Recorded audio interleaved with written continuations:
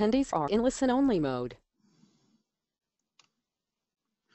Good morning, good afternoon, everyone. Thank you for joining us for our webcast today. We'll be presenting design optimization using behavioral modeling. I'm Matt Tognarelli, and I will be the moderator, and Mansoor Janjua will be our presenter for today's webcast. We'll begin with a brief BWI intro, who we are, how we help manufacturers with solutions across the product lifecycle. Then we'll go right into the presentation around design optimization using behavioral modeling, along with a live demo, and then wrap up with a Q&A session at the end. You're all currently in listen-only mode, but you can write in questions throughout the webinar, and we'll make sure to answer those questions at the end of the webcast. Barry-Wehmiller International is a division of Barry-Wehmiller, a $2.4 billion global organization that provides capital equipment, engineering, and IT consulting for a diverse array of industries. More than 130 years old, Barry-Wehmiller has a rich blend of capabilities and legacies of more than 80-plus business units, united by the company's strong values, culture of innovation and service, and fierce commitment to the people whose lives we touch through the course of our business. Barry-Wehmiller continues to grow rapidly with more than 11,000 team members in 100-plus locations worldwide, servicing customers in 28 countries. Barry-Wehmiller International is the global engineering and enterprise consulting division of Barry-Wehmiller. Barry-Wehmiller International provides scalable capabilities and solutions. BWI has offices in over 3 locations around the world, with our headquarters in Atlanta, Georgia. BWI delivers enterprise engineering and technology solutions for our customers, connecting the enterprise and leveraging our global team to support these abilities. Barry-Wehmiller has a rich manufacturing legacy tracing back to 1885, serving all sizes of businesses ranging from small and mid-sized to Fortune 1000 manufacturers. We provide solutions for a diverse group of customers, span the globe in Europe, Asia, and the U.S., from small companies to large household names and everything in between. We have a quick couple of poll questions here, and then I will turn it over to Mansoor. First question is, what version of Creo are you currently using?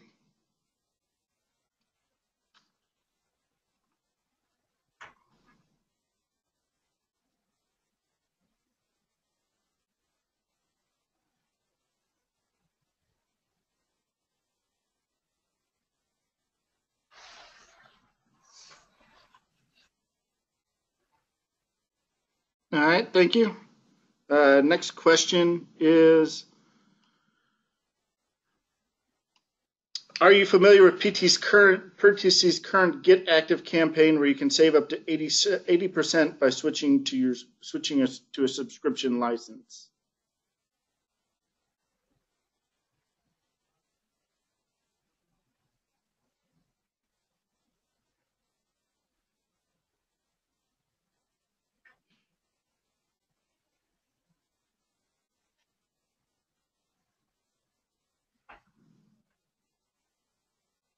Alrighty, thanks. One last question here, and this is you can choose multiple answers. Just kind of gauging for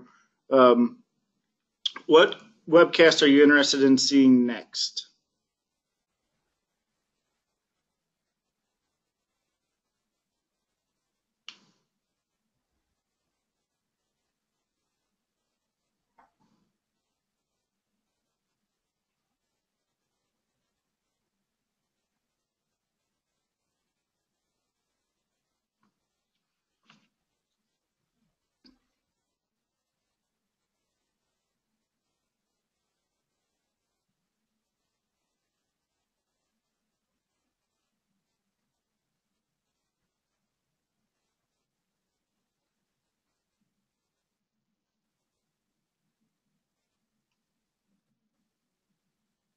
Alrighty, thank you, everybody. We're going to switch to Mansour. I'm going to make him the presenter, and we will present design optimization using behavioral modeling.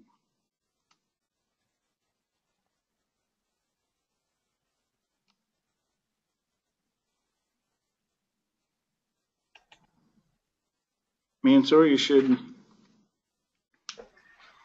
All right, so can you see my screen right now?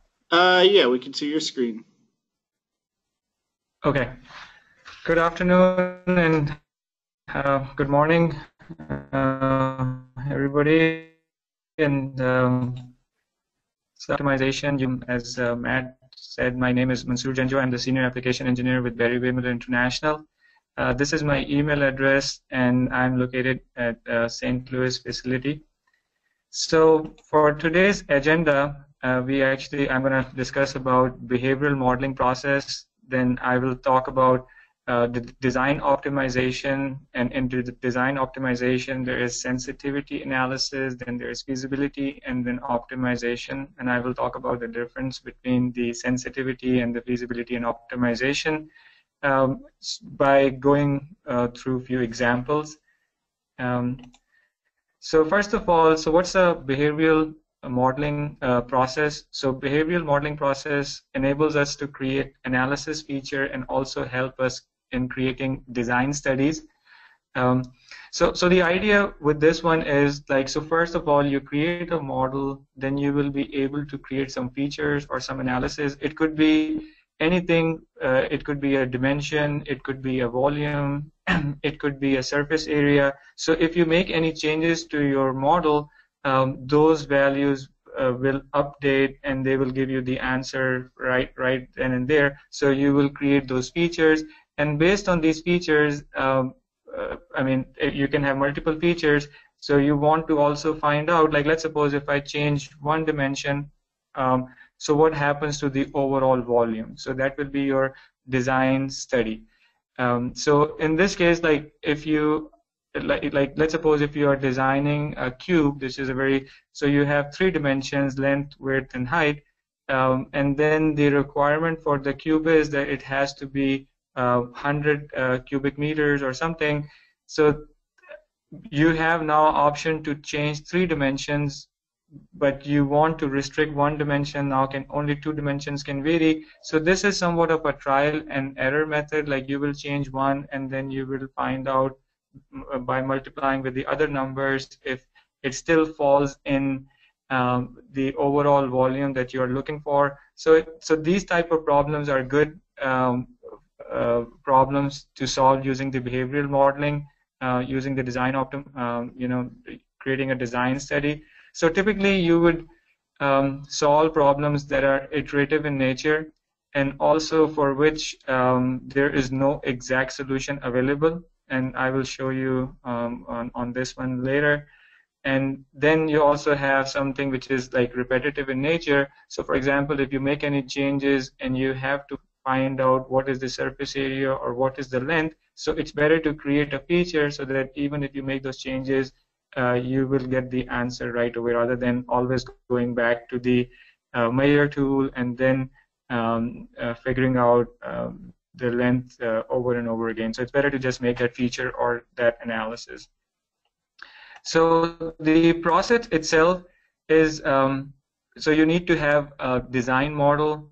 Depending on what you are trying to do, if you are trying to find the mass, then it's better to also have a density or a material attached with it. So that way you can find out the overall mass, the volume we can always compute regardless, and then you will create some analysis features, and based on those we will be able to create sensitivity analysis or creating the feasibility or the optimization. So that's kind of, but I mean, you don't need to create these optimization or feasibility studies. I mean, this is just the overall process that falls under the behavioral modeling.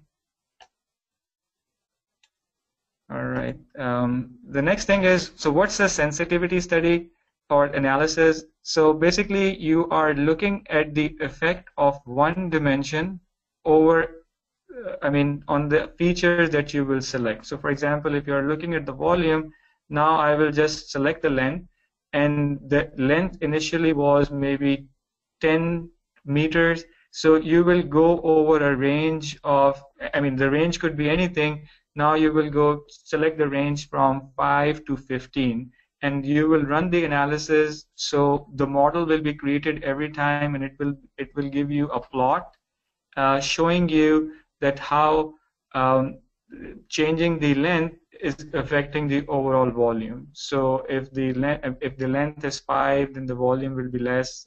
So you will have on x-axis and the y-axis. So you will have one dimension and the other one. So it will tell you how the your parameter is changing based on the single dimension that you have selected. So that's kind of a sensitivity analysis. Like if it's increasing or decreasing, it gives you a sense for that. And then the next thing is the feasibility analysis.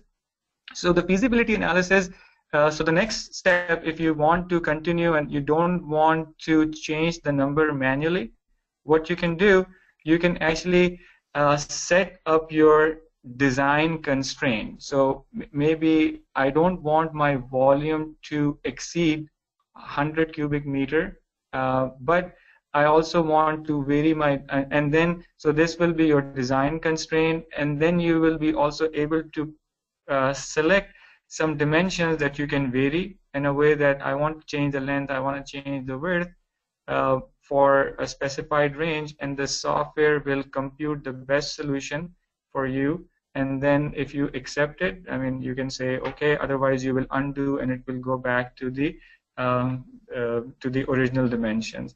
So this one is like giving you an answer after going through this iterative process based on the constraints, and you can have multiple constraints and you can choose multiple dimensions for which it's, I mean, those dimensions will vary.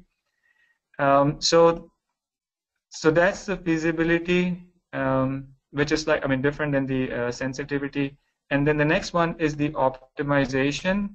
The optimization is somewhat similar to, I mean, it's pretty much same as the feasibility, but the only thing that's different in the optimization is that it also have an objective. So like, let's suppose you are trying to reduce or maximize the volume, and then you will go and put some constraints that, okay, and you will also pick some dimensions that it will vary. So with this, I'm gonna go and show you this concept with a couple of examples. So the first example that I want to show you is the design specification of a fuel. I mean, so the design specification of a fuel tank requires it to hold at least 0.35 liters of fuel. So I want to vary the dimensions. First of all, I want to find out what's the actual amount of fluid this thing can carry, and then based on that I will make some changes to this using the sensitivity analysis and also using the feasibility analysis. So let me go and open up this part. But before I create this, I'm going to show you what other things you can do using the behavioral modeling. So as I was mentioning earlier, if you want to find out what's the mass of this object or any of this, so I go to analysis. But even before I do that, I need to make sure that there is a density assigned to it. So if I go and look at the mass properties, the default density, I mean, if there is no material assigned or no density assigned, the software automatically gives you this number. So either I type something here, all right, so based on the units, and then I can make this as a feature, and that feature will actually show up in your model tree if you have the features enabled. All right, so I'm going to go to the mass properties. I will change this number to 2700.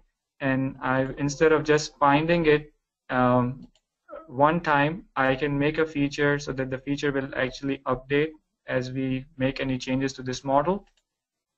Okay, and I can preview this, and based on this density, we get the mass and the volume and all the other information that's needed. So if I press OK, you can see that a feature is created, and this feature you can also find out over here in your model. So under parameters, you can see that a new feature has been created, okay, which is giving you the mass of the object. All right. So if I want to show this answer over here in my model tree, I can actually go to tree columns, and I go to feature parameters, and I type in mass, and it actually lists the actual mass based on the units that we are using, and we can find out the units from here. So prepare model properties, and we are using millimeter kg per second. If you don't have a density and you have a specific material, then you can assign the material from the material list, and that will also pick up the density. You don't have to type it if you already have material. So now the question is, like, I actually went and I added this tree column, and I was able to, so under my feature parameter, I added the mass. I can also add a volume. I can also add other features. So how am I getting those values? Or how do I know what to type? As I was showing you earlier, that any feature that I create over here, it will also show up in parameters. So when I created this mass property, there were three things that were created. One was volume, one was surface area, and one was the mass. So I only called out for the mass. If I want to see the volume, I can also make another column, and then the volume will be listed for that. So, and I can also go ahead and make any changes. I can go to edit definition, and then anything on the feature list. So these three features were basically created. I can also create something else. I can also create a point on a so wherever there is a center of gravity, a point will be created, or a coordinate system will be created at the center of gravity, and so on. All right, so the whole idea behind this is that I'm trying to basically determine like what's the volume that can be included in this, or like the fluid volume. So I first have to create a couple of features. Like one is that the way this part is made, and in fact I can move it up till this point. There's a shell feature that was created to remove the material from inside. So I'm just going to move my insert over here up to this point. So what I will do, I will actually find the volume of this, and I will find the volume after the shell, and then I will create a relation or a feature. That way the difference of the overall volume minus the shell volume, so that difference, which is the cavity, will be where the fluid can go. So that way it will tell me what's the maximum fluid this thing can have, because our design criteria is that it should be able to hold 0.35 liters of fuel. So I am at this point where it's a completely solid model. So I will go ahead and create a volume feature. So I pick this, and it gives me this answer, and I will basically, that's pretty much what I wanted for this one. But instead of this, I also need to make this as a feature, and I will call this as volume solid. So this is the volume for the solid, and as you notice, the feature is created right after this. So, and now I'm going to move this after the shell. So now the material is removed.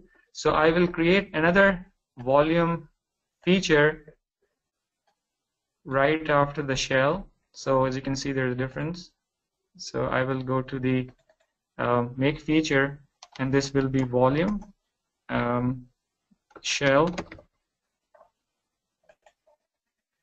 and this is the volume for the solid volume for the shell. And I want to also see these numbers in a separate column, so I can go to the three columns. I don't want to see the mass because that's not what I'm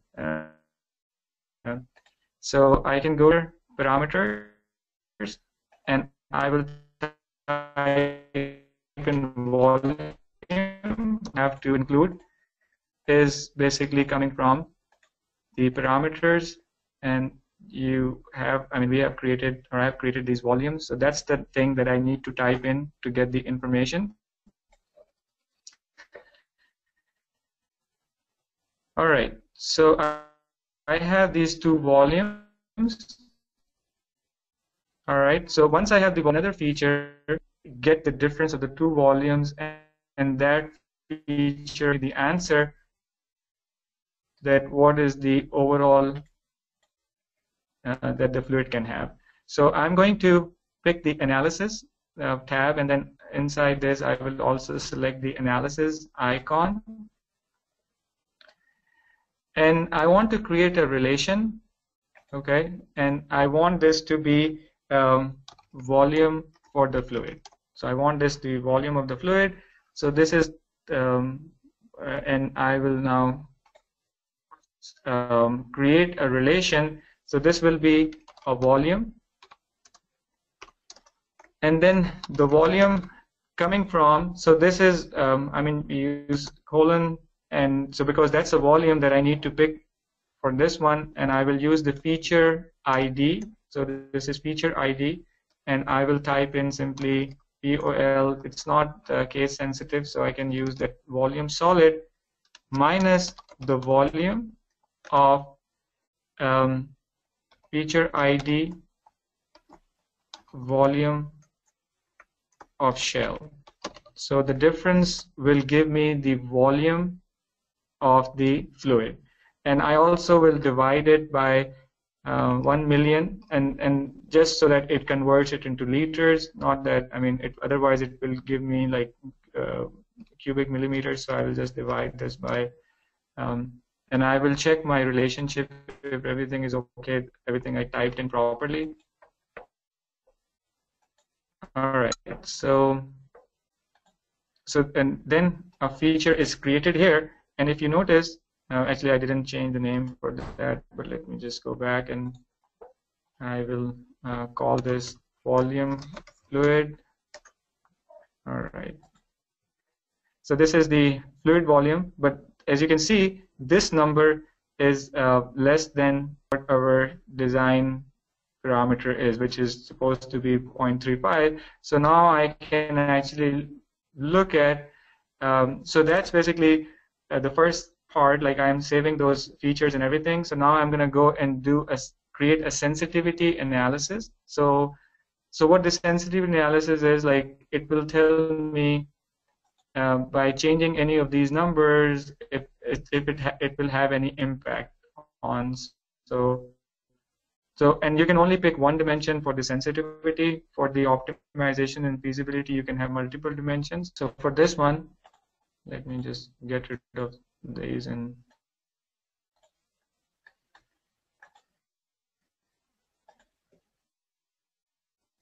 okay, so I'm going to pick up a dimension, select the feature, or just simply click on something from the model tree. So I can actually pick up this dimension and I will change it from 59 to, let's suppose, 65, and it will go, the iteration will be from 59 to 65 will be in 10 steps. If I want more steps, then I can, it will, right now it will divide this into 10 equal increments. And so this is the dimension, but what am I trying to study? So I will go and these are the parameters that we created, and any other parameter that you will have in the model tree will also show up. So I'm trying to study the volume of the fluid. So I pick this, and now I will compute. So it will show me that when it was 59, this is the volume. As we increase this length or the height, so the volume kept on increasing. So at least up till this point, which is so somewhere around 61 and above, it should be okay. So that's one dimension that I can look at. I can also go ahead and pick this dimension, and I can vary this from 152 to 100 and 65. Okay, and then still the same criteria that I want to look at. All right, so after a certain number, I mean, as you change this length, it's not having a significant change in the volume, but at least after 160 or 162, 161, it will be giving the results that we are, or like, and this will be like this dimension. When it got too big, it will actually, the feature could actually fail because I mean, we have a geometric constraint also because maybe some other round or something that got failed as we change this dimension to a pretty high number. But you can see that this is the number of iterations. So this is the first one, second, third, fourth, fifth, sixth. So you will count the number. That's what we have listed here. So I looked at, and you can actually continue with different dimensions if you want to, but this is only the sensitivity analysis. It's not changing your model at all. If you want the software to give you feasible or optimized dimensions, then you will have to basically go to the feasibility and optimization.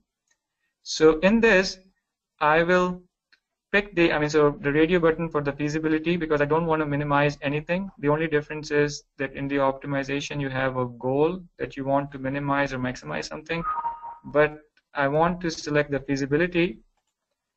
And what I want, that I want the volume, and by the way, if you don't have this, so let me just get rid of those so you can see that how it will be done. All right, so you click on the add, and then all the features that we created. So I want the fluid, and I want to set this as my constraint, and I want this to be greater than and equal to at least a minimum of 0.35. Okay, so that's my first, and that's the only constraint that I want in my design. And then for the variable dimensions, I can pretty much pick anything, but that's one dimension. It will ask me to give an upper limit or a lower limit. If that's the only dimension I'm trying to vary, okay, I will put this number, but if I also want to change this, so I might give this like 155 to 172. All right. And I can also add additional dimensions. We can also look at this based on the graphs. So if I go to the options, all right, so I have that selected. All right, so I just, so I will go to this, and under preferences, I will make sure that you are plotting your constraints and variables. So it will just show you how your constraint is, like how your volume is changing as you change any of the variables. All right, so I'm going to compute this, and this is the original dimension 155 and 59. So we have 3 plots. All right, so over here, it basically shows you that by changing this dimension here, so you go to 159, so that length from 155 changes to 159, and this length changes from 59. So this gives you the optimized result. And if you want to accept it, these will be the values. Your model will be changed. If you don't like it, you can always undo this. And that's pretty much what the design, the feasibility is. But having it under optimization, I can also maximize or minimize something. It could be I want to maximize one of the constraints, which I will talk about in the next example. But that's the process that you are looking at. So if I undo this right now, or if I accept this, these will be the dimensions. Otherwise, I can undo and it will go back to the regular dimensions. All right. So another example that I want to go over. So in fact, in this case, we came to a conclusion. So if I make the changes, it will give us a volume which will be more than 0.35. The next example is that you are creating, that you are part of a design team tasked with using a hand pump to increase the volume of water pumped per stroke. The design specification requires a clearance distance of at least 1/8 of an inch, and cylinder radius cannot be changed. So I cannot change the radius of the cylinder, and then the separation distance between this and this should not be less than 0.2, so 1/8 of a distance. So that will be my constraint, and then I can find out like how we can actually change the how can I optimize this, or how can I make it feasible, or how certain dimensions will impact the overall volume of the fluid per stroke. So I'm going to go and open up this hand pump. So I need to actually create, so first of all I need to add some features to this one, and I will also create some feature that we can use in our design study. So I will go to analysis. I will first create the distance. So I want to make sure that this distance, I will pick this surface here, hold the control, so I will pick this surface,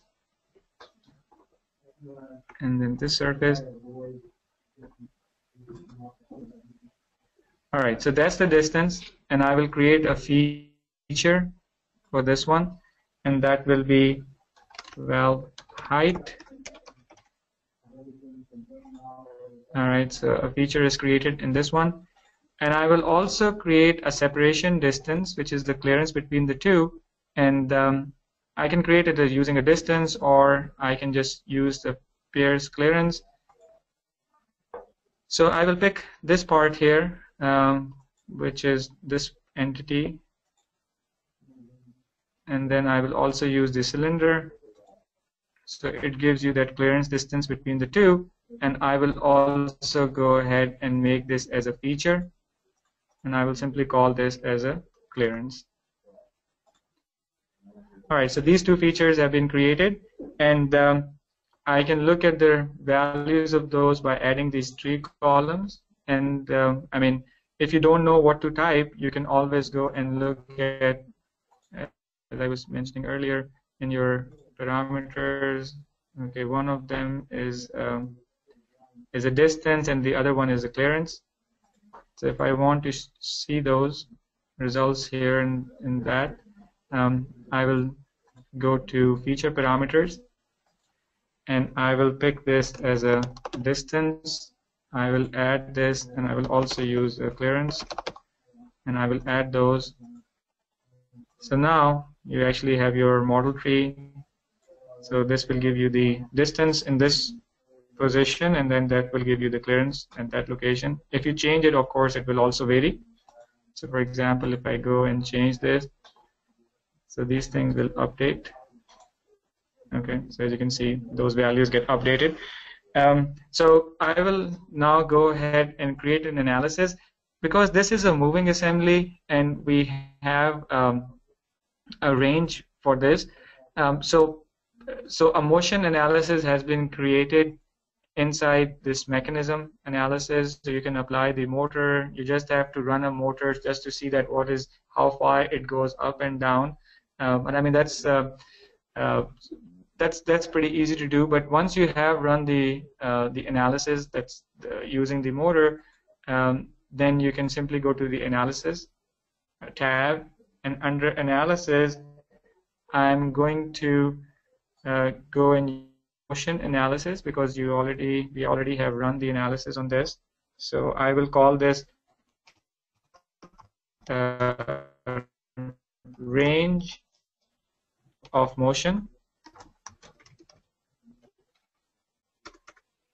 MOTI, okay, and then this will be motion analysis, and I go and this valve height and the clearance, because these are the two, and I will run.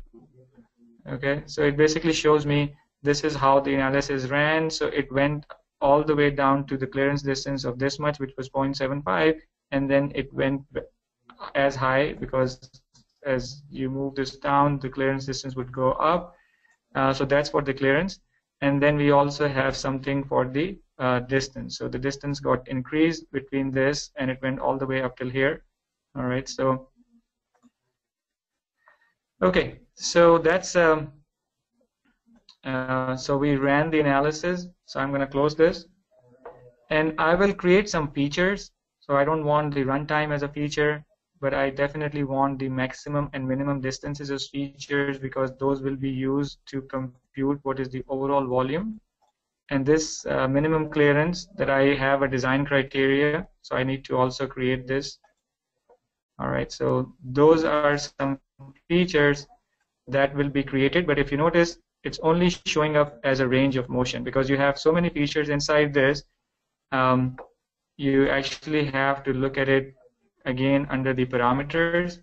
So under the range of motion, you have the maximum distance, minimum distance, and the minimum clearance. So if you want to see those values showing up in your model tree, the only thing that you need to do is to basically go to tree columns and then feature parameters and simply say max distance, add this, minimum distance, add that, and then minimum clearance, add that. So now if I expand this, it will give you those answers. So this is your maximum, minimum, and then the minimum clearance. So at this point, as we are trying to find out how we can, so I mean, one of the criteria is that we want to optimize the hand pump to increase the volume of water per stroke. So we first have to create a feature which will determine the volume of this. Like right now, we don't have a volume, but we do know that it's pi r square h, which is h is the height and r is the radius of the cylinder. And so I'm going to go and create a feature under analysis. So I will go ahead and create a feature called the volume. And then this is volume that I want to calculate. And then this will be using a relation, and I will go to the next. So in here, because I know that the volume of the or the radius of the cylinder is 1, but the overall volume is pi r square h. So I will just instead of using instead of using this r square, which is 1 square, so I will basically get rid of that. I will just use that pi times h, not including r square because r is 1. But so we have the maximum distance, which I am basically extracting from the from either the parameter or from this table, and I have this feature ID, and I will call this range of motion. So that's basically one of the feature that's coming out from there, minus minimum distance, and I have the feature ID, which is coming from the range of motion times height. All right, and I will just make sure that the relations are okay. So that looks fine, and then check mark, and that will be the volume, the calculated volume for this one.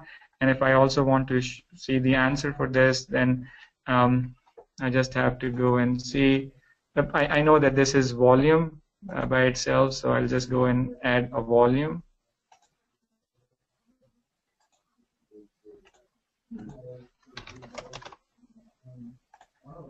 All right, so now we actually also have a volume listed here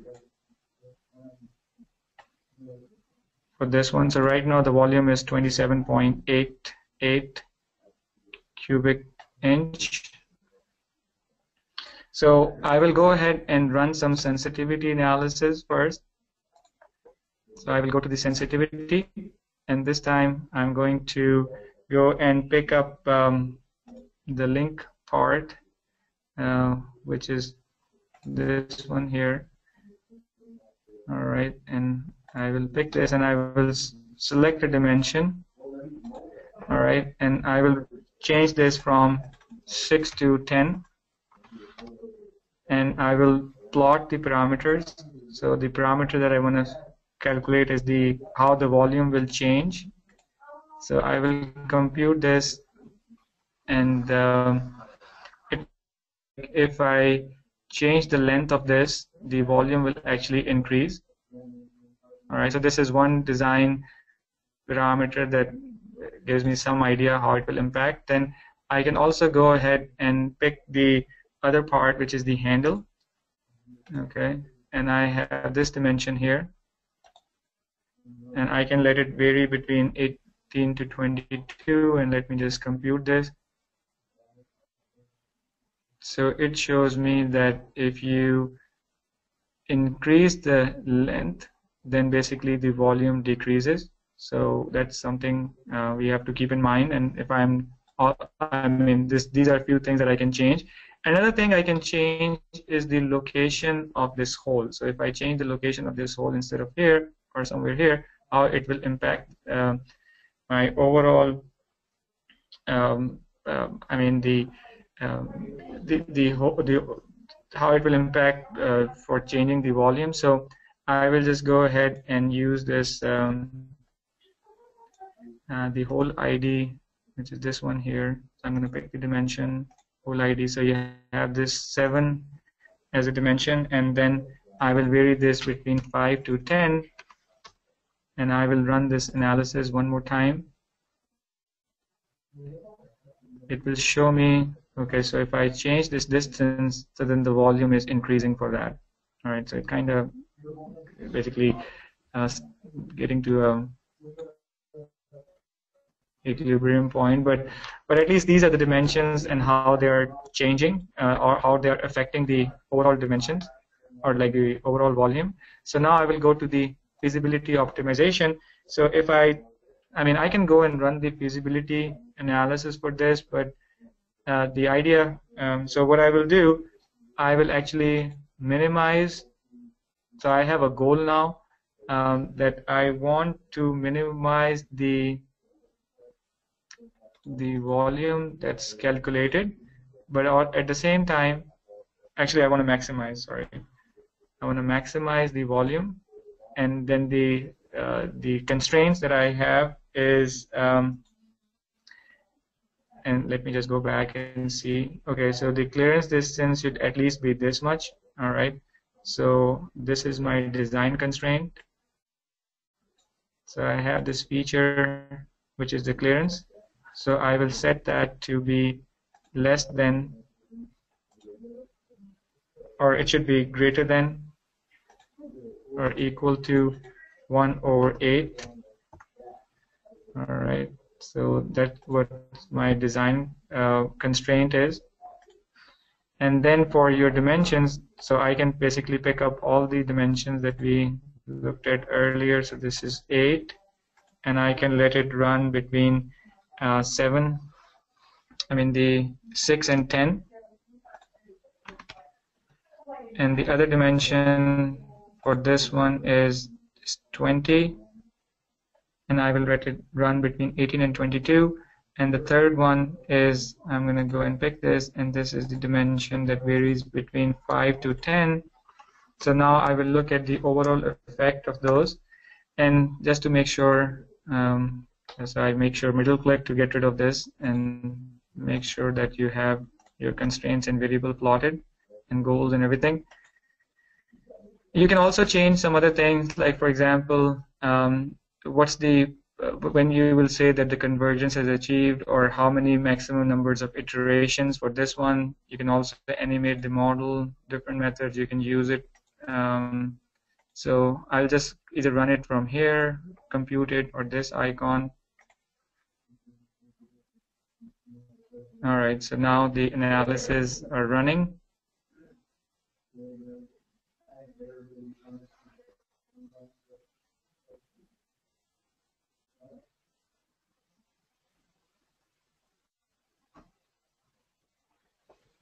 It can take, depending on the complexity of the problem, it can take, and the more dimensions that we need to vary, it can take quite some time. But like I checked it, it didn't take this long. But anyways, all right, still working. So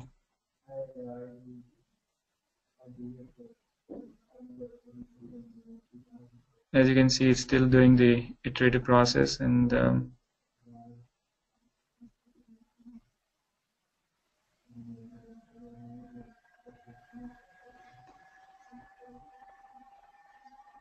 so in the end, it's going to give me some dimensions that if I accept, then basically that will be the solution. Otherwise, I can always undo those. And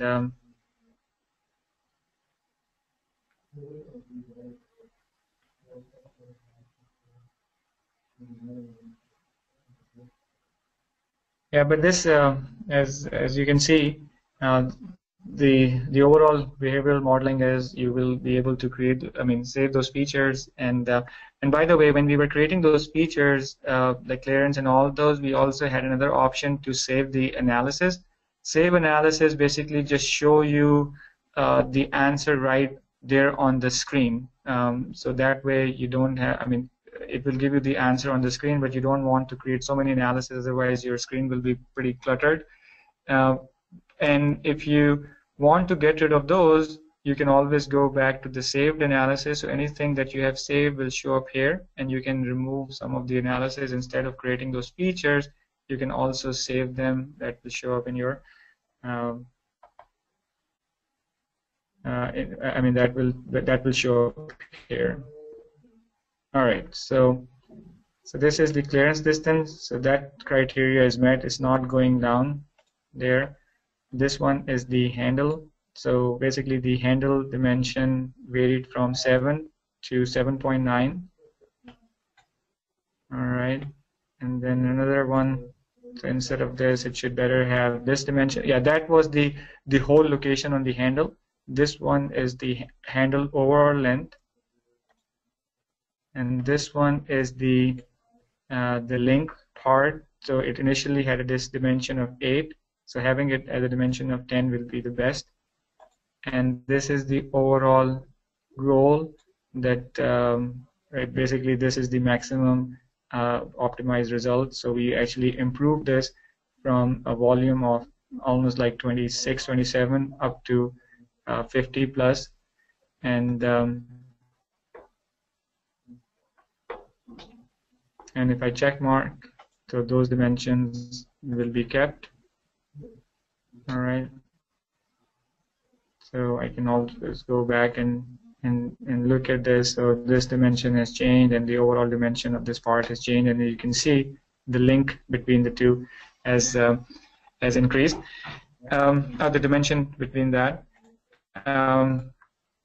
So one last thing that I want to show you. So that's pretty much done.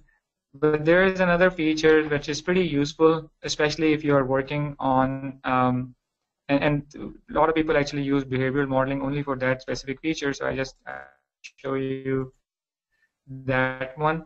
So you have something like this, and I want to, and many a time, like if it's a fluid flow or something, or you want to figure out, like, the cross-sectional area that is obtained over here, you want this to be consistent all across. So how can I actually find out the cross-section area at different locations along this, or so that way I can find out if we have the same cross-section area or if the area is changing.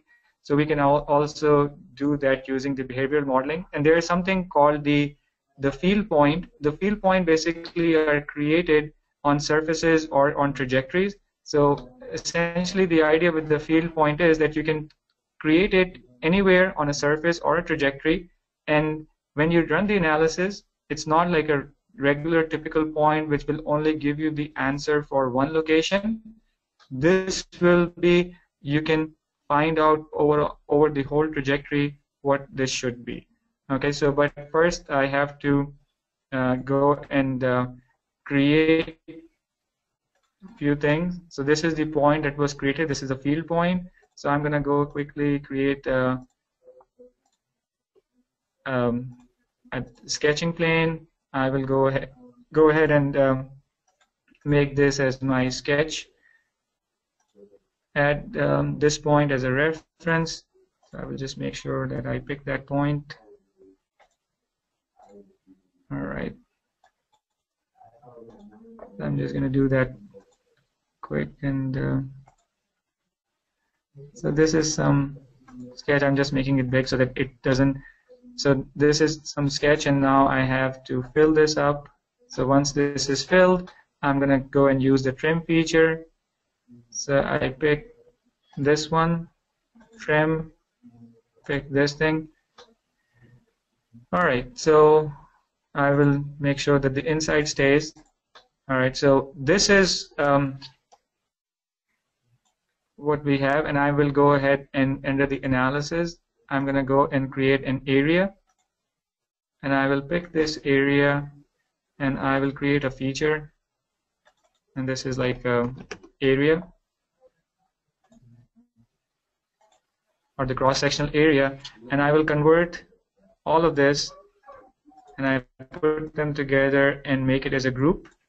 So once we have combined them into a group, so I can now go ahead and again go to the analysis, and this is a user-defined analysis, and I will call this like cross-section area.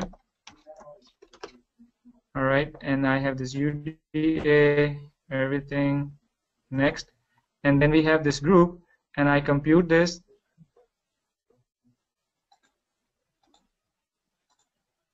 Okay, so you can see that it gives you the initial location, what is the cross-sectional area, but as we are going down, so it will, by this time, the cross-sectional area is 60, so it's not a very consistent model in terms of the cross-sectional area. So, and I can also go ahead and instead of looking at this whole entire field, I can look at a specific point and find out what's the area there, but it will give you a good, and like, you know, what is the maximum and the minimum cross-sectional area. So that way you can compare, and as you can see, the shape is changing. So that's why the field points are used. So yeah, that's pretty much what I wanted to show you for today's presentation. So I'm going to let Matt take over, and any questions you guys have.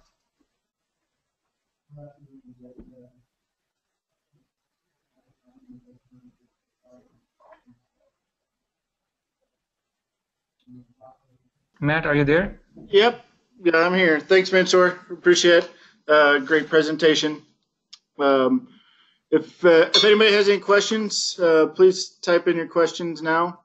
While we're doing that, we'll kind of take care of some business while you're writing in any questions that you may have for me and Sewer.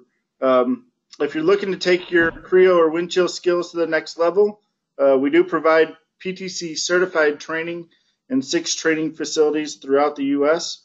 We also do on-site training or virtual training as well. Feel free to browse our training schedule by visiting our website at b-wi.com/training. If you have any questions, you can also feel free to reach out to our National Training Manager, Joe Ferret, directly. If you have any, if you need help selecting classes, he'll be able to take care of you and your team's training needs. Also, the Get Active campaign that I referred to earlier in our poll questions, when you trade in your old licenses today, you can get a new subscription license and save your organization up to 80%, taking advantage of the multi-year agreement. So if you're interested in that, you can reach out to myself, or if you have one of our local reps, you can reach out to them, and they'll be more than happy to help you as well.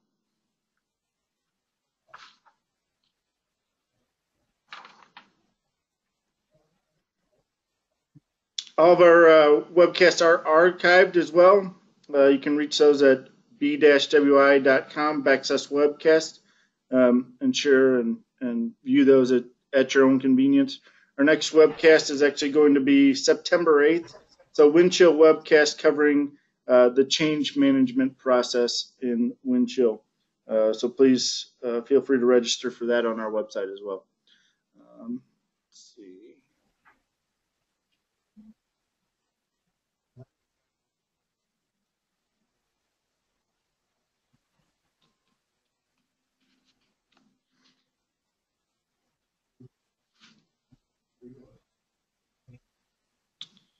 All right.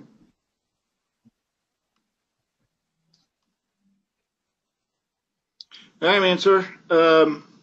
Looks like you did an excellent job presenting. We don't have any questions, so you must have answered everybody's questions while you were presenting. So with that, folks, we'll wrap this up here. All right. Yeah, sounds good to me. Yep. If you have any questions about the webcast today, you can either send myself an email, and I will follow up with you and help you out with any information that you may need, or get you in contact with Mansoor, and he can help you as well. So actually, it looks like we just had one question come in here. Sorry.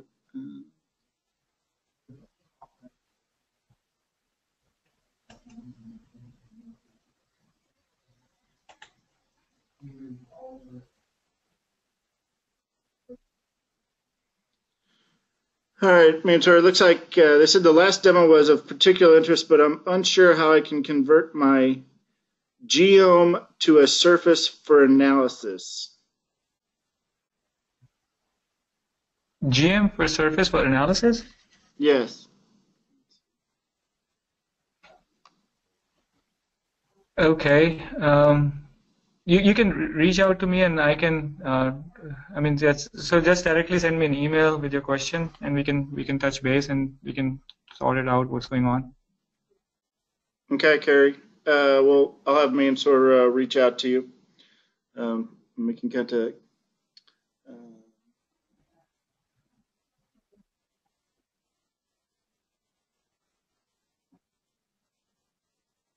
Alrighty.